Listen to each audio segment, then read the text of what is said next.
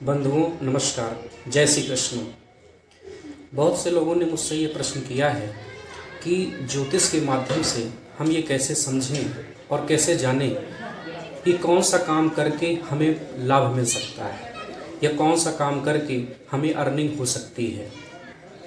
बहुत सारे ऐसे लोग मुझसे मिले जो कहते हैं कि हम कोई नया बिजनेस शुरू करना चाहते हैं, तो हमें कौन सा ऐसा काम करना चाहिए जिसे करके हमें लाभ ज़्यादा मिलेगा और ज्योतिष का इसमें सहयोग कैसे लिया जा सकता है। हम जॉब करना चाहते हैं तो किस जॉब के लिए हम अप्लाई करें तो ज्योतिष की सहायता से हम उसमें सफल ज़्यादा हो सकते हैं। इस तरह से तमाम प्रश्न मेरे पास आए और मुझे लगा कि मुझे आप लोगों के लिए कुछ एक ऐसा वीडियो बनाना चाहिए जिससे कि आप लोग लाभान्वित हों। तो आइए अब मुख्य मुद्दे पे आते हैं। सबसे पहले आप सब लोग अपनी जन्म कुंडली को खोलिए, यदि आपके पास जन्म कुंडली उपलब्ध हो। यदि ना भी हो तो आजकल बहुत सारे ऐप्स आते हैं जिसमें आप जन्म कुंडली अपनी बना सकते हैं। अपने जन्म की डिटेल, जैसे जिस डेट को आपका जन्म हुआ, जन्म का टाइम और जन्म का प्लेस, ये 3 चीज़ें डाल करके और अपना नाम डालेंगे तो ऐप में एक आपकी पूरी जन्म कुंडली खुल करके सामने आ जाएगी। तो जिस समय आप अपनी जन्म कुंडली को खोलेंगे तो कुछ इस प्रकार से आपकी जन्म कुंडली बन करके सामने आएगी। ये लग्न चक्र कहलाता है। वैसे तो जन्म कुंडली में 16 वर्ग होते हैं, वर्ग कुंडलियां होती हैं। इनमें से सबसे मुख्य होता है लग्न चक्र। इस प्रकार से बन करके सामने आएगा। उसमें से जो ये 1 नंबर लिखा हुआ है ये पहला खाना कहलाता है। इसी को हम लग्न कहते हैं। लग्न का भाव यही है।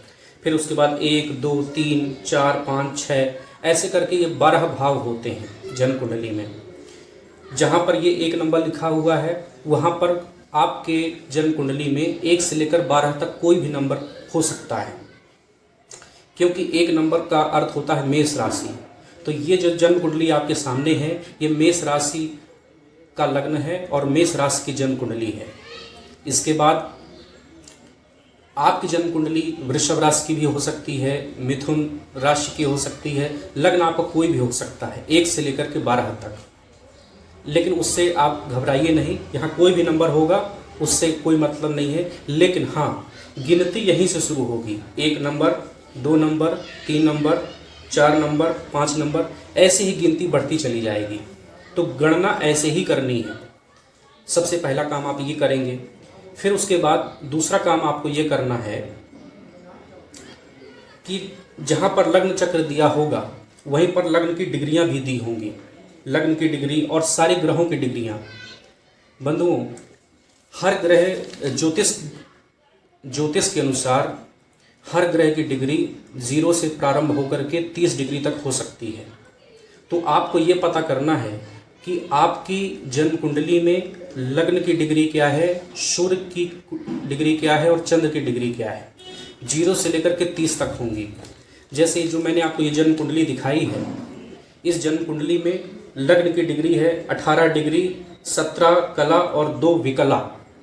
इसके बाद सूर्य की डिग्री है 3 डिग्री, 15 कला और 13 विकला। इसके बाद चंद्र की डिग्री है 7 डिग्री, 23 कला और 21 विकला।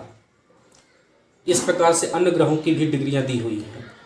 आपको अपनी जन्म कुंडली खोल करके केवल इन 3 डिग्रियों का पता करना है कि लग्न की डिग्री क्या है, सूर्य की डिग्री क्या है और चंद्र की डिग्री क्या है।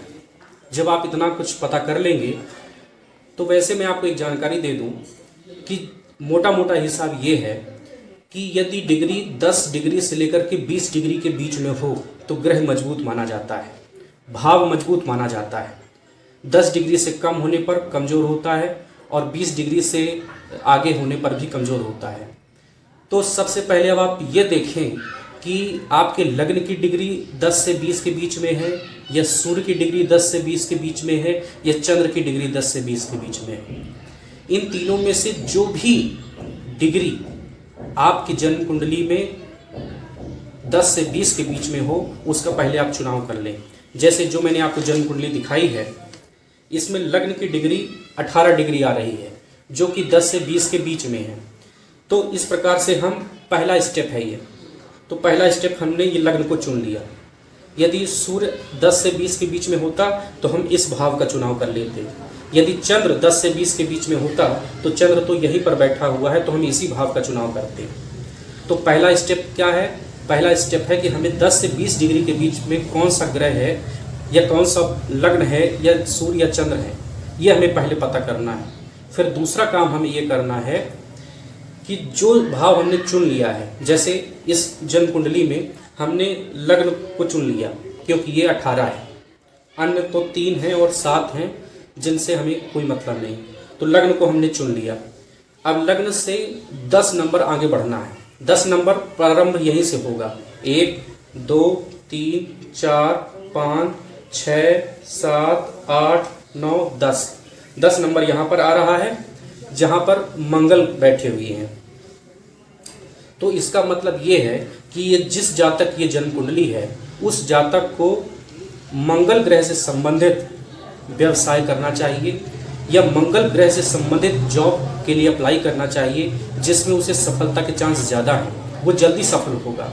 इसी प्रकार से बंधुओं, आपकी जन्म कुंडली में हो सकता है सूर्य 10 से 20 डिग्री के बीच में आ रहा हो सकता है चंद्र आ रहा हो, तो जहाँ पर भी जन्म कुंडली में सूर्य बैठे होंगे उस भाव से गिनती शुरू करनी है और 10 नंबर तक जाना है।